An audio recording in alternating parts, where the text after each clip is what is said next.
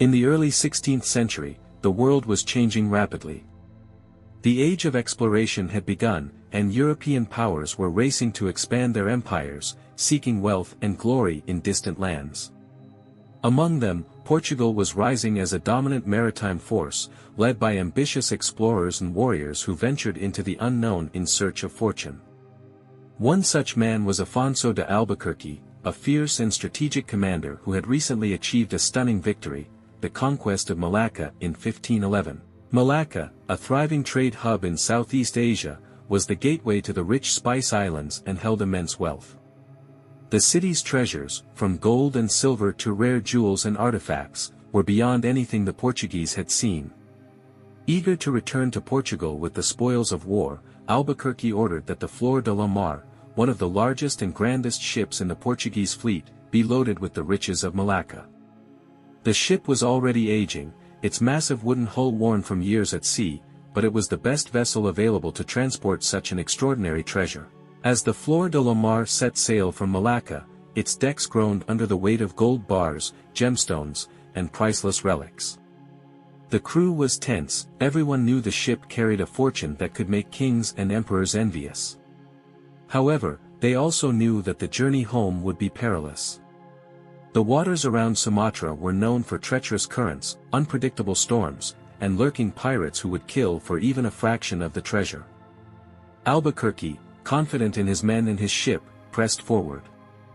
The journey started well, with clear skies and steady winds, but fate had other plans.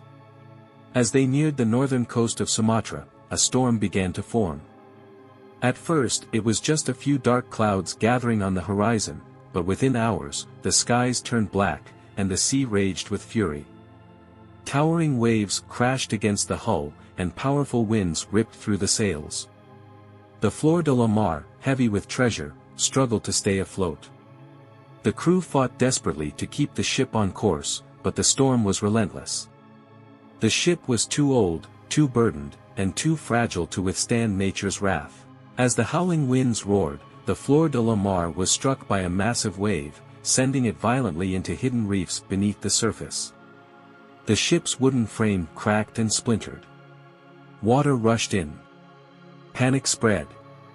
Men screamed as they were thrown overboard, desperately trying to cling to the wreckage. Albuquerque himself barely escaped, managing to survive by holding onto floating debris until he was rescued. But the ship, and its legendary treasure, was lost to the sea.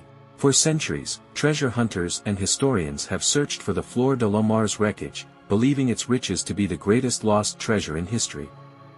Kings, explorers, and modern deep-sea divers have all sought its resting place, yet no one has ever found it. Some say the ship's treasure was cursed, destined to remain hidden forever. Others believe parts of the treasure were secretly salvaged by locals before vanishing into the black markets of history. But one thing is certain, somewhere, beneath the waves of the South China Sea, the FlorDeLaMar and its unimaginable wealth still lie in waiting, a ghostly reminder of an era of conquest, ambition, and the unpredictable fury of the sea. Would you dare to search for it?